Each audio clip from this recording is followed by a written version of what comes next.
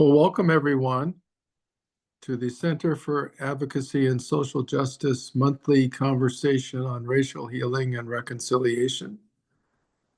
Tonight we have Brenda Swann with us, along with Sadia Barge, our Director of Interns, Intern Coordinator at the Center. And I want to welcome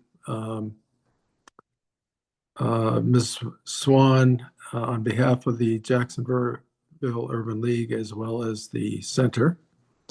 And we really look forward to hearing from you. And I'm going to ask Sadia to make the introduction.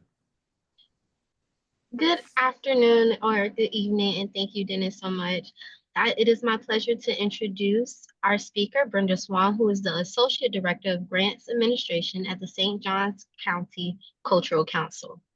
Brenda helps art, culture, and heritage organizations develop strategies, create thriving programs, and increase their revenues, providing more than 80 grants awarded to area nonprofits. She has held senior management positions in nonprofits, for-profits, and government sectors with expertise in financial management, strategic planning, program development, and community engagement. Brenda's work has received the Museum Excellence Award from the Florida Association of Museums in 2017 and first place in education from the National Association of Interior Designers in 2018. Early in her career, Brenda worked for the state of Florida and oversaw the Florida Bureau of Archaeological Research. Brenda earned a master's degree in history and historical archaeology and a bachelor's degree in social science and is a member of the 2013 Jacksonville University Davis College of Business Leadership Matters graduation class. So without further ado, I'm going to pass it over to Brenda so she can begin her conversation on building community unity through storytelling. Thank you so much once again for speaking with us tonight, and the floor is yours. Thank you so much, Sadia, for that wonderful introduction. As you mentioned, I'm Brenda Swann. I'm with the St. John's Cultural Council, just south of Jacksonville there. And I'm going to talk tonight a little bit about a project we've recently completed, the St. John's County Black Heritage Trail, and how that project was really brought together the community through storytelling and really helped us learn a lot more about our community and each other, and how that's really how the whole project from first thinking about it, creating it, working up towards realizing that's what we needed to do all the way through the end, how that really helped heal some things in the community, as well as just have a lot of people feel like they could tell their stories. So I'm going to just start a little bit by talking about St. John's Cultural Council and sort of explaining who we are and what we do. We are the designated local arts agency for St. John's County. So, and our mission is to bring arts, culture, and heritage to St. John's County, and for the benefit of both residents and visitors, and to promote artists, individual artists, as well as arts organizations in the community. And with that role, when we had we had a change of leadership in around 2020. And when that person came in, her name was Christina Parrish Stone. She started learning about the community. She was from Jacksonville, however, she didn't know a lot about St. John's County. And as she was here and learning, she realized there were a lot of really great stories related to and history related to African Americans and Blacks in the community that hadn't been told. And so she was wanting to get that story out more. And of course, people were already working on that in the community. And so I came on board in 2021 with the St. John's Cultural Council as a grant writer and started helping write grants. And so we both learned that together. And she also, through learning these stories about civil rights, post-Civil War era, and of course the colonial period, just saw a lot of need there and ways that we could help as an overarching organization in the county where we could bring some of the different stories together and help promote them as part of what we do for the county. And so we both actually started talking with those who were already telling these stories and asked them what it is they wanted help with, what did they want the public to learn, and what did they need that we could provide that would help them do that. So this led to using our role to start getting with our role and our funding and our expertise to start working on telling these stories. One of the first things we did was nominate a building, the St. Augustine Beach Hotel, which is located at St. Augustine Beach Pier. And it's the only still extant building that was there, and right in front of it, right to the east on the beach, is where weigh-ins occurred in 1964 to desegregate the beaches. And so because of that, it was nominated to the National Register of Historic Places. We worked to have that done.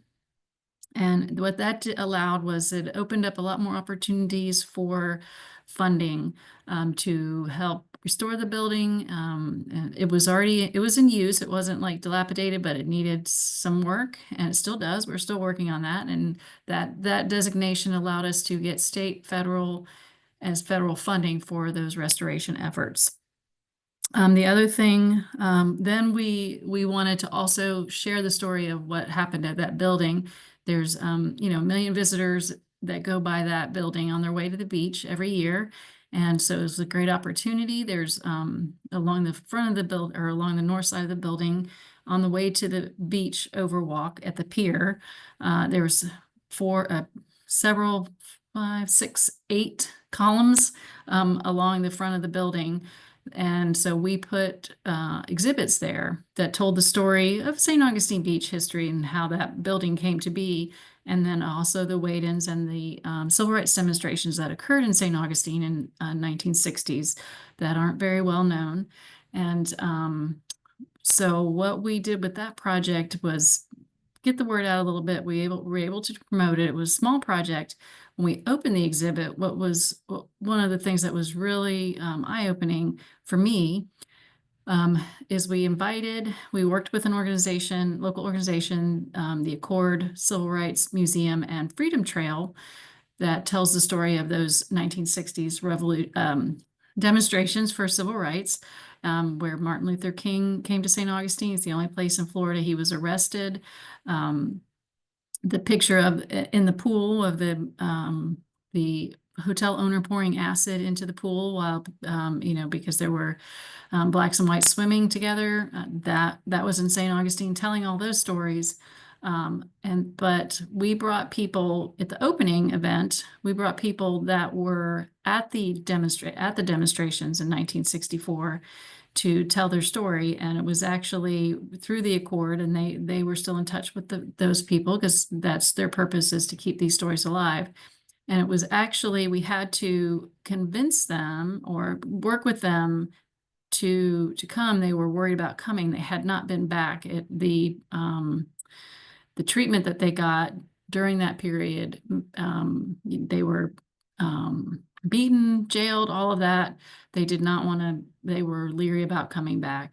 But Gwendolyn Duncan with the Accord and some others there said, no, it's going to be okay. And this is celebrating what you accomplished.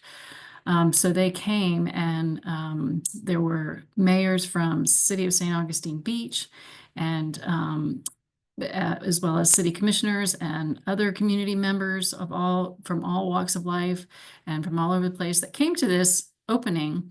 And they were able to share their stories, and the entire community celebrated it, and they felt appreciated, heard, and it was very, very moving experience. And from that, we realized, that this was really something special that we could do. And there's so many stories in St. Augustine. Of course, we have a long history. I'm sure most of you there are at least somewhat aware of St. Augustine's, 450 years of existence, and the colonial period, Spanish colonial period. And so we wanted to tell the entire story. We have the first legally sanctioned free Black community in what is now the United States at Fort Mose. We have that. We have the civil rights demonstrations that I've mentioned. There's the Gullah Geechee culture. Also, this is the southern extent is here in St. Johns County. So we have so much information there, and how do we bring it all together? And not to mention, Reconstruction era, post-Civil War, community building, early 20th century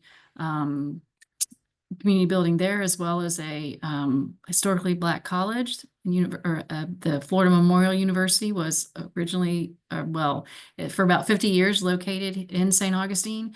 So, bringing all those stories out and talking about all the people, the entrepreneurs, the sports figures, the musicians, entertainers, there's so much to tell. And so we really had to figure out how do we bring everybody together, and how do we make sure we're telling the stories that are the most important ones to share? Because our goal with the Black Heritage Trail isn't to tell everything, but it was to tell the community and potential visitors and repeat visitors, hopefully, about this history, make people aware that it's just as significant as the Spanish colonial history that everybody knows about, and that it's very interesting, and you can come here and learn more about it and be at these places where these important things happened. And so our contract that we have with the St. Johns County is to bring people here for arts, culture, and heritage activities and experiences. So that's the angle we were coming from, but we really also knew we needed to tell the stories that really need to be heard first, and we needed to understand what we were missing. And so again, we turned to our community partners and worked with them to find out, how should we go about this? Ask them, is this something you think would work? How do we go? What's the best way to go about it? And got feedback from them on that. And eventually what we ended up doing is we wrote grants and received funding from the National Trust for Historic Preservation, as well as from the Florida Division of Historical Resources, in addition to the St. Johns County Tourist Development funding, to create the Black Heritage Trail. And so before I get to what all that looks like now, well, I guess I can tell you that. It's a guidebook that there's 20 sites listed in the guidebook that's going in Visit Florida Welcome Centers, visit area visitor centers, accommodations, that sort of thing. And Iraq cards is to serve the same purpose. We also have a web page, and we put new signs at 5 county parks that share the Black heritage of those sites that didn't exist before. So that's the elements of the trail. And so it's more of a conceptual trail. You're not walking through a trail. You can certainly drive to all the 20 sites, but it would probably take you 2 or 3 days to stay and really learn everything you can in each of these sites and see all there is to see. But how we figured out which sites to include, and some of the stories that really kind of needed to highlight this important history was we knew we couldn't, we needed help with people who had done this sort of thing before. And so and of course, with the funding we had, we put a solicitation for designers and content developers.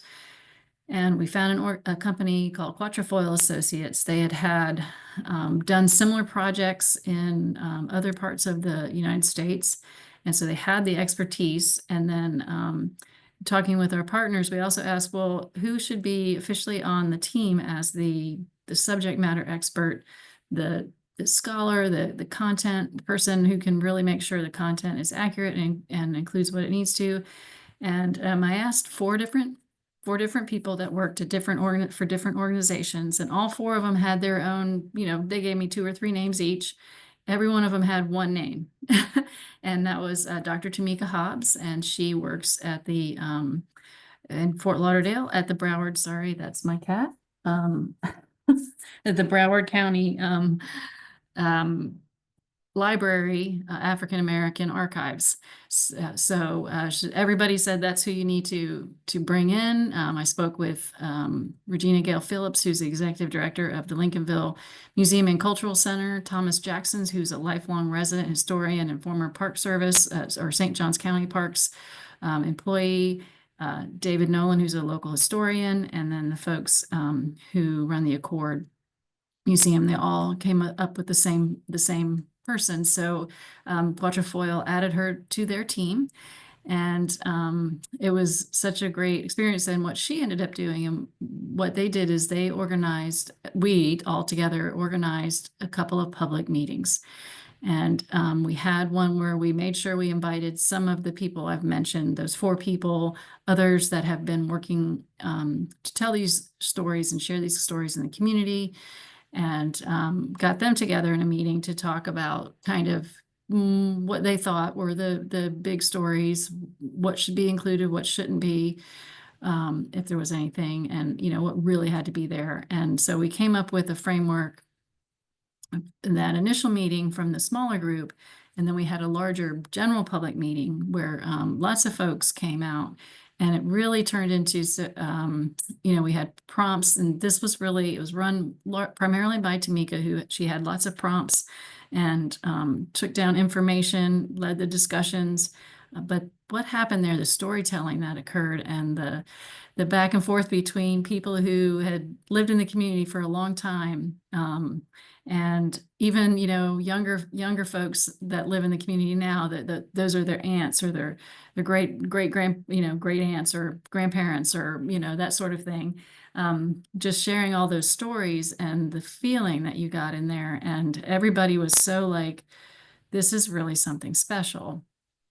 And there's one of the quotes was, this is history right here that we're making right here in this room.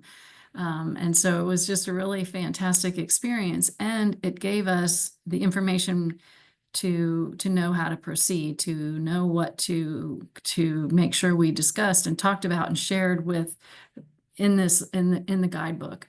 And then so we took that, but that was probably the most special part of that whole experience. And if we didn't do that, it just wouldn't have been as authentic. It wouldn't have been as rewarding experience for me personally. And just everybody felt a part of it, and we launched it August 13th. We completed this. It's almost a year after these meetings, and we of course invited everybody to this launch event we had to celebrate that we'd gotten the project off the ground, and we're starting to send it out into the world. And so we wanted to share that special moment with everyone. And it happened again. Everybody was just so moved in that lunch event to meet Dr. Hobbs. Provided gave a talk, as well as some of the other partners we had. The Gail Phillips of the Lincolnville Museum, Thomas Jackson. We worked with the Spuds, Elkton, and Armstrong community in southwest part of the county, where the Gullah Geechee heritage is really centered, had them involved. And so it was just a really great experience. And I guess my point with all of this is that we could go online, we could go to the library and do all the research and come up with information about the history. But those experiences with people and the storytelling, that's really where the main the crux of it was, where it really got its that's really what the value to the community, more than anything. And there'll be a lot of return on that investment of that time, and hearing those stories and bringing those people together, hopefully by providing additional opportunities for them to tell those stories, also for the organizations that are out there doing that, generate revenue for them by doing what they're already doing, and building on. We want to build from there to add additional sites, more information, additional resources, and also make the community proud of this. Certainly with the civil rights history, with the opening event I mentioned where the folks came back and they were worried, there was a lot of shame in the community about that time period, and a lot of times they didn't want to tell these stories because of how it made people look from that time period, that were doing that were treating other human beings the way they were. But it really allowed it to come out and for people to heal a little bit, and also to be proud of the community and the fact that they're from a community that made a difference. So for example, the civil rights demonstrations were broadcast nationally. And because of that, this was in June of 1964, and the wait-ins in particular were at the end of June. They were broadcast. There was people trying to stop the people who wanted to segregate the beaches, and violence ensued, and it was all recorded and then televised nationally, and that provided the final political push and pressure to pass the Civil Rights Act of 1964. And so to be able to be proud of that history now, instead of like embarrassed by it or not wanting to talk about it or putting it under the rug because it's just not that important. I lived in St. Augustine for 10 years before I ever knew any of that even happened here. So our goal is to change that in the community and have the community be proud of it so that they tell others about it and bring people here. And that's really the crux of my presentation. Certainly not an hour. But I would love to, if it's possible, I don't know if we can do that in this format, but I'd be happy to take questions or hear feedback about any experiences like that you've had. And I can certainly, if I'm able to share my screen, I can pull up the guidebook and show you what that looks like online, show you what the webpage looks like. So we can certainly do that as well. Yeah, that would be great to share that with us. Sure. I'm really curious, how much interaction did you have with Duval County and our history, our stories? Well, not a whole lot, simply because of where the funding comes from, and that we have to, as a result, stay focused on St. Johns County. I see. But there is, we're definitely wanting to tie it into, I believe that you all do have a Black Heritage Trail of sorts. Right, I'm not Civil sure. Rights Trail. Yeah, Yeah, Civil Rights Rights Trail, right.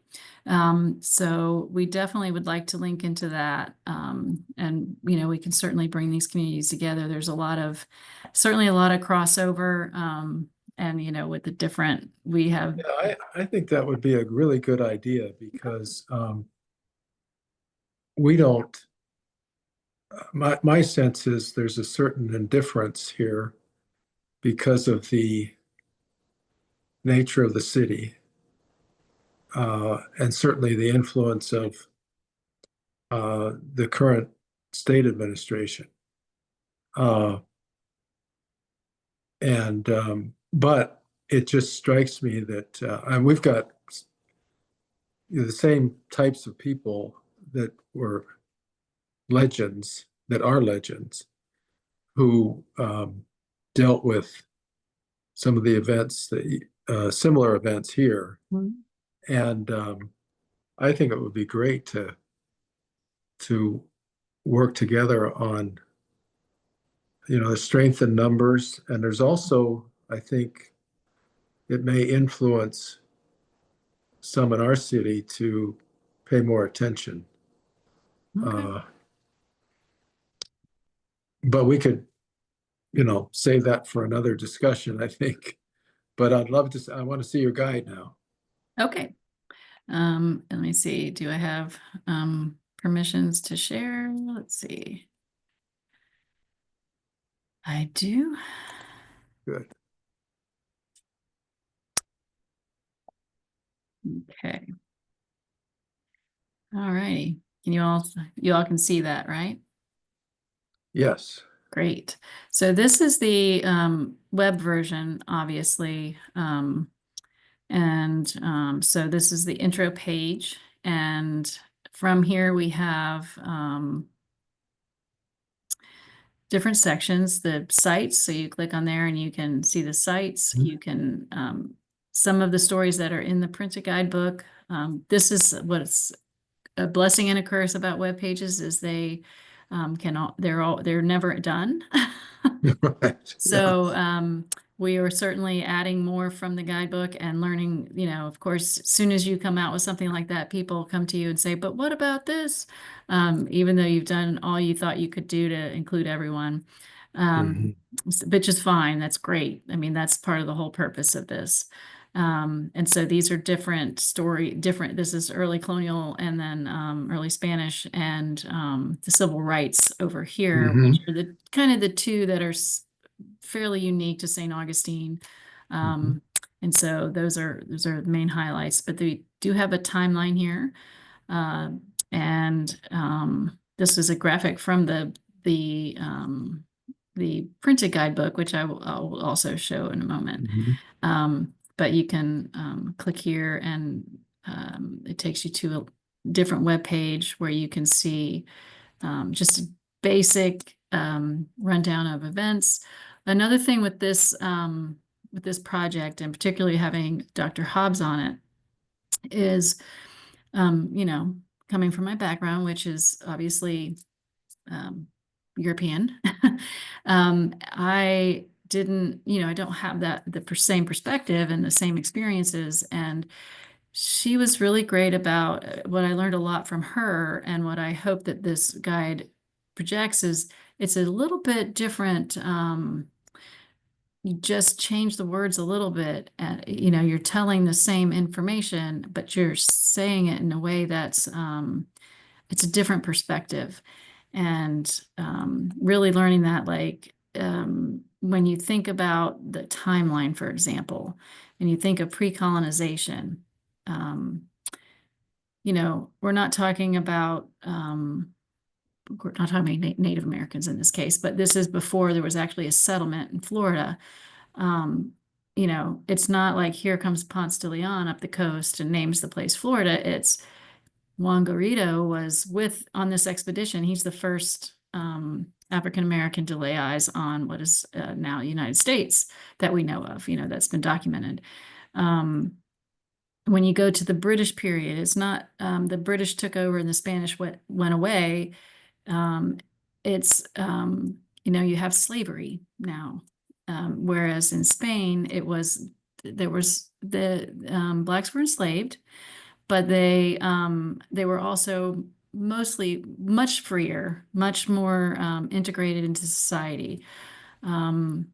Certainly when you get down to the American period, it's not like, oh, it's an American territory now.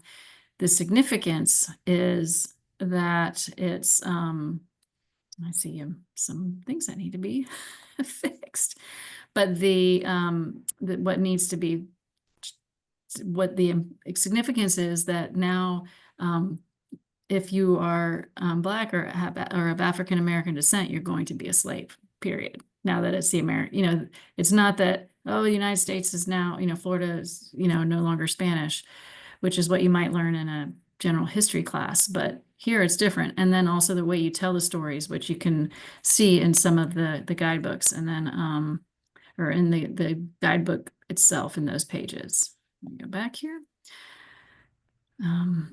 So I will,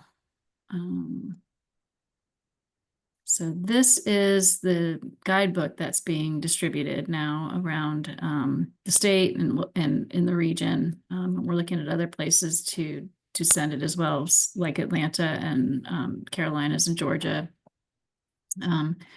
And so this is what it looks like here. Just an intro. Very nice. Thanks. So of course you got to recognize all the people who gave you money and participated. And then table of contents. And then this is an overview of the Black heritage here. There's that timeline I was telling you about. So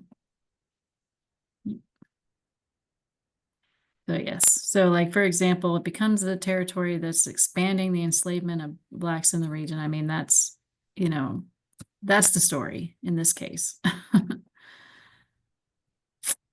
Okay.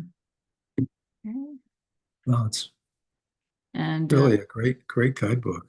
yes, yeah, they and the quatrefoil who designed it did an excellent job of laying it all out in in a way you could digest it. And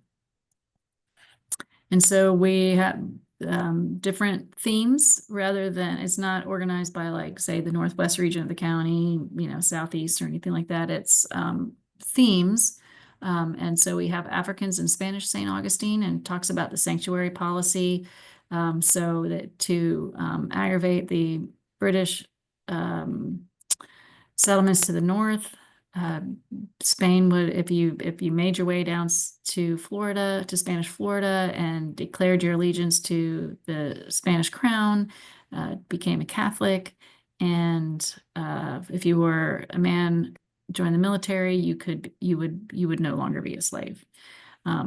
So hundreds of folks came down, and what some people like to call the original Underground Railroad, the southern direction of the Underground Railroad, came down to Spanish Florida in seeking their freedom, and that's who eventually founded Fort Mose with Spanish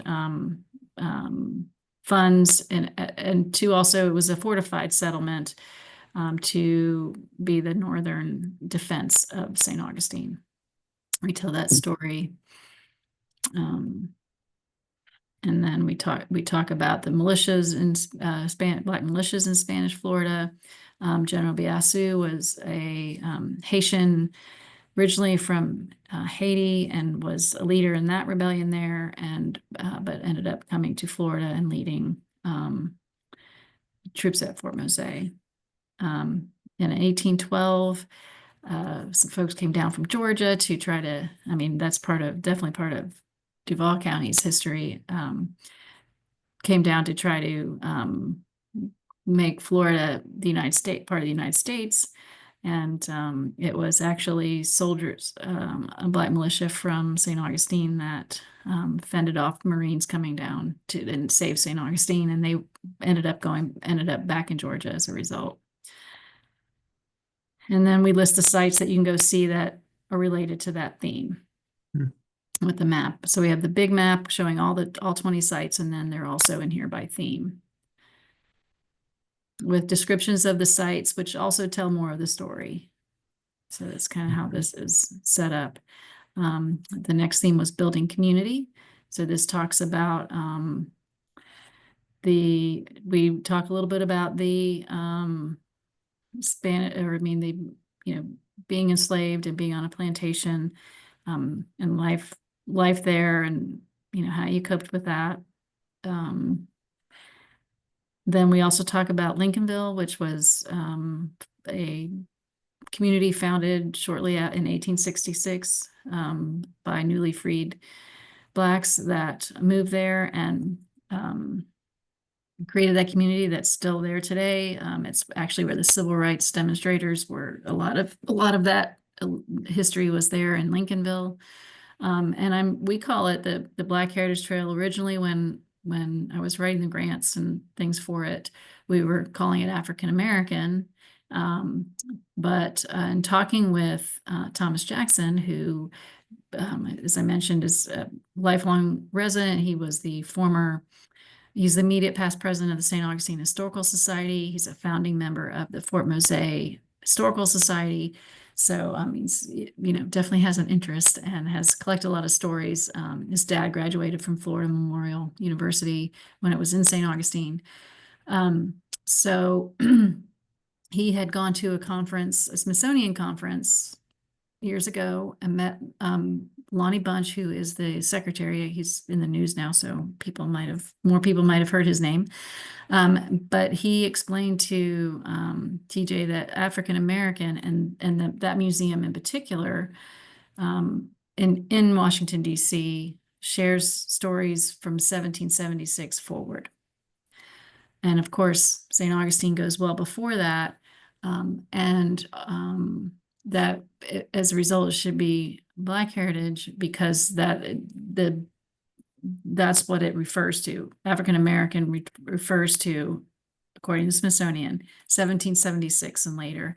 Additionally, some people that have moved here from the Caribbean in those areas don't see themselves as African American. They see themselves as Jamaican or whatever the case. So it's more inclusive, actually, and that's what was explained by Regina Gale Phillips, who's the executive director of the Lincolnville Museum, as another reason to say Black instead of African American, and so that's how we got that name.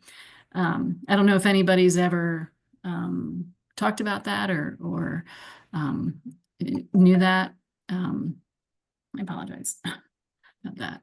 I forgot to silence my phone.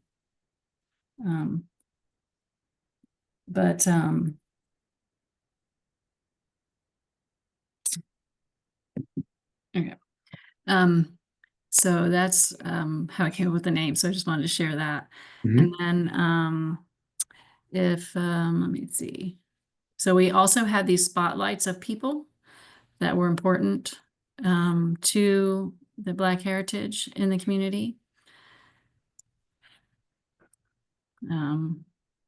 So we talk about the agricultural centers to the west, and that's where the Gullah Geechee are located, their descendants. Again, another must-sees. The third would be the Civil Rights Act and the civil rights demonstrations that occurred there. This Cora Tyson, she's 102 this year. She's still alive, telling her stories. So we certainly included her. And there's a picture of the wade-ins occurring. We focus on churches. And then again, the sites to see there. Okay. Then the next theme is church and school. And so we talk about the different churches around town. That during the Spanish period, we talk about how they were educated during the Spanish period, included with everyone else most of the time, according to most of the records we have. And then, early 20th century, post-Civil War, and then schools as well. And we had a famous football player from here, so we they requested that we include him. We have to talk about Florida Normal and Industrial Institute, which is now known as Florida Memorial University. It's located in Miami Gardens now. It moved after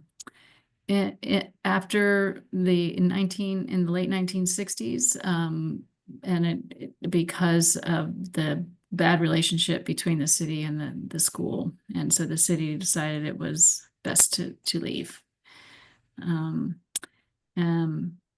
High school, this is the Excelsior High School. This is where the Lincolnville Museum is now, and it was one of the first Black schools created. And she was a teacher. This woman here was a teacher, and her sons became educators as well. And one of her sons, Otis Mason, became the first Black superintendent of St. Johns County Public Schools. So again, a map. And then at the end, we have some annual events. So we highlighted those as well. And so that's the guide. Very impressive. Thank you. Very impressive. Could you take me back to your website? Sure. I'm just interested in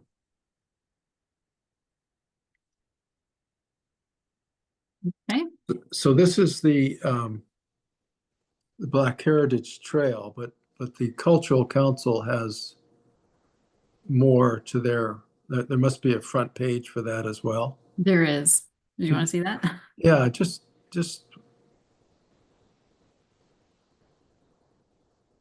So yes, we do all sorts of things. And so we have a variety of arts mhm, that we do. We do music, visual, performing arts, theater, that sort of thing. We get involved in all of that, as well as the heritage piece of it as well. uh-huh. So And how does the site guide people towards your um, presentation, that the page that you were showing us? so we work with a company that we do that in several ways. Of course, we share it on social media pages, Mm-hmm. have QR codes on the signs around town, as well as on the rack cards and in the guidebook. We work with a company called Cause Inspired Media that works with nonprofits to manage Google Ads. And of course, that's all in flux right now, but Mm-hmm. essentially Google gives all nonprofits $10,000 a month. You have to apply, but it's not like a grant application in the traditional Mm-hmm. sense. It's really to make sure your website is ready for Google Ads. Basically, there has to Mm-hmm. meet certain criteria. And so once you do that, you can have $10,000 worth of Google Ads a month up to. Wow. But that takes an extra level of expertise that most nonprofits don't really have in-house. Mm-hmm. Search engine optimization is its own Mm-hmm. thing. This is a company that works with nonprofits to provide that service. And we work with them. And so that means you have keywords that you use, you do things to make it. So if somebody puts in a search, it comes up. Yeah, that's great. Yeah. So we have on with us, of course, Sadia and also Julia Henry Wilson, who is our director of our Education, Career Services, and Workforce Services Center. Mm. And I don't know if Julia's just listening in or if she can speak, but I wondered, Julia, if you had any questions or comments.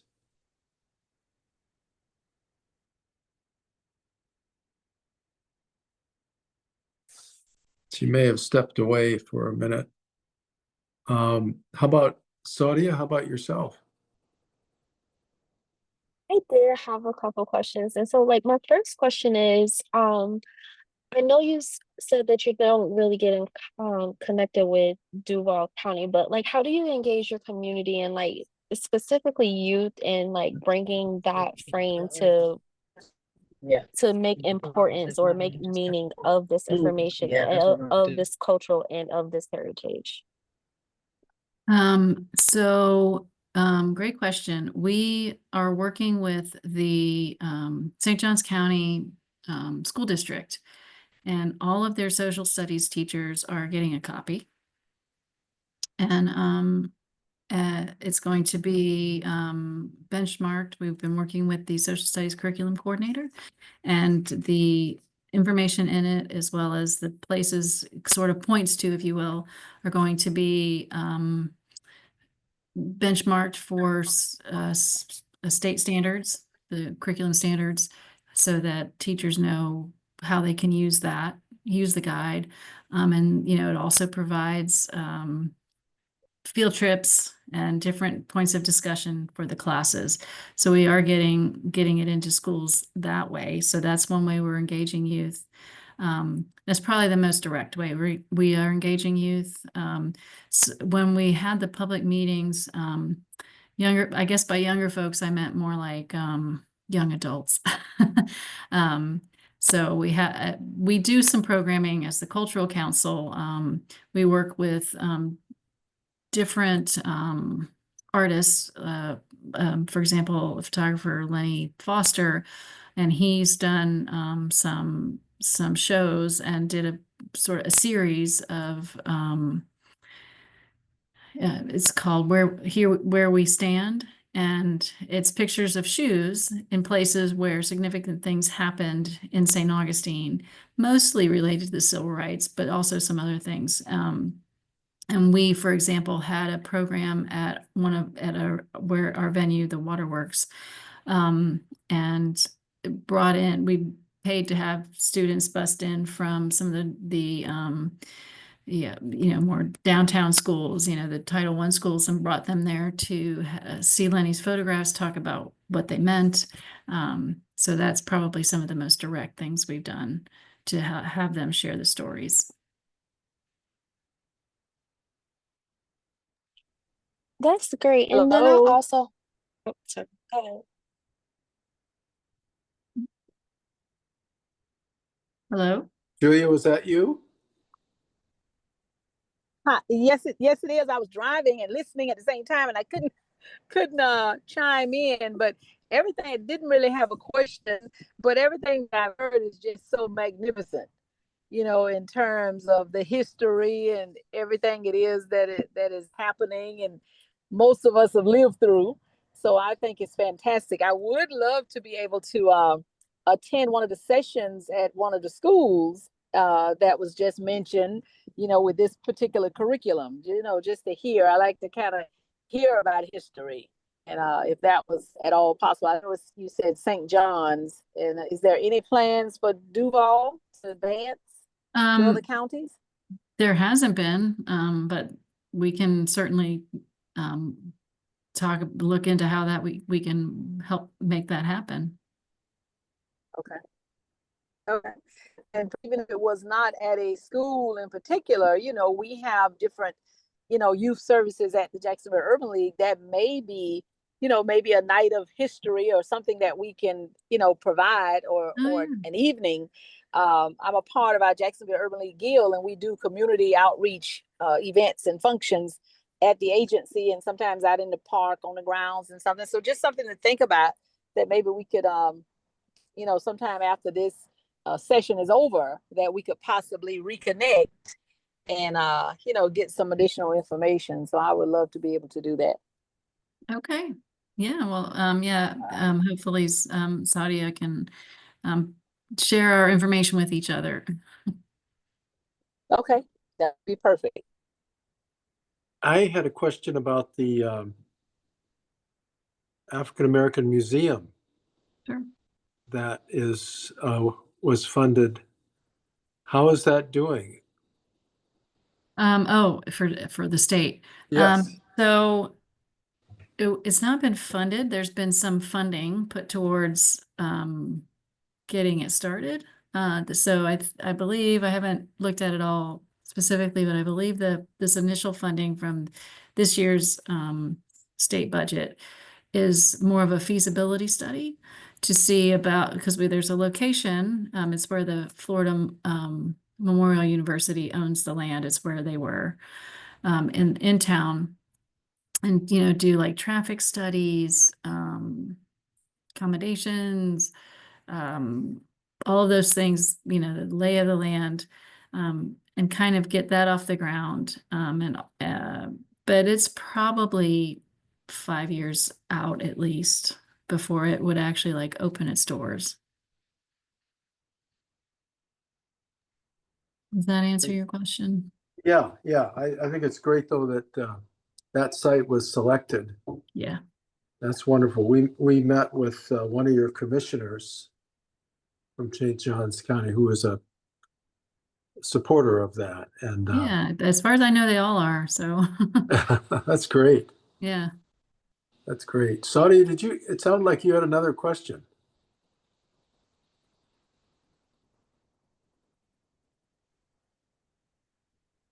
I kind of forgot it. But yeah. But thank you so much for your information. It's very informative. I've took several vacations or trips down to St. Augustine and passed through there all the time. And so now it's nice to know that we have that there. And so I would definitely love to come see it in person. Oh, definitely. We'll just kind of go back to the tour. So here's the map of all the sites. So you could come on several. So all of these right here, these are you know, more in the downtown area that you can, you know, see and go visit and learn more from. And then if you haven't been to Fort Mose, that's up here. So there's you know, if you could come for the day and it, you know, potentially come back depending on other sites you might want to see.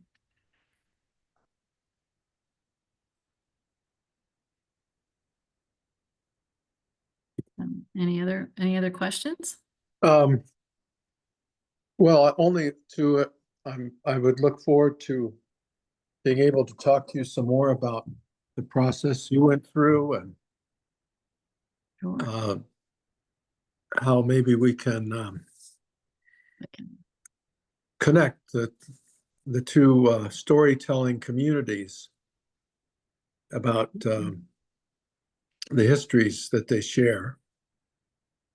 Yeah, that would be great. Yeah, I think, and also two things. One, if the reason I wanted to look at your cultural site is because if you go to ours, Okay. there's no reference to a heritage trail or anything.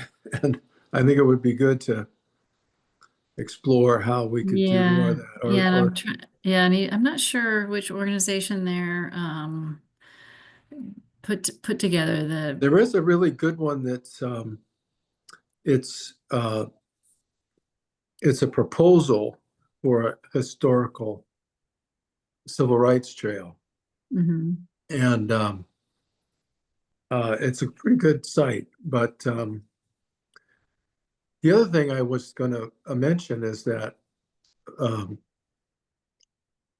I don't know, 2 or 3 years ago, we had a group from Fort Mose Oh, nice. do one of these conversations, and that is one of our most visited sites Oh, in terms of views on our YouTube. fantastic. Yeah, and I'll send that link to you That would be great. because if you could get it onto your site, I think it would Yeah, we increase. have an additional resources page, so that would be fantastic. Yeah, I think they did a really great job, and I'd be surprised if it wasn't Thomas Jackson.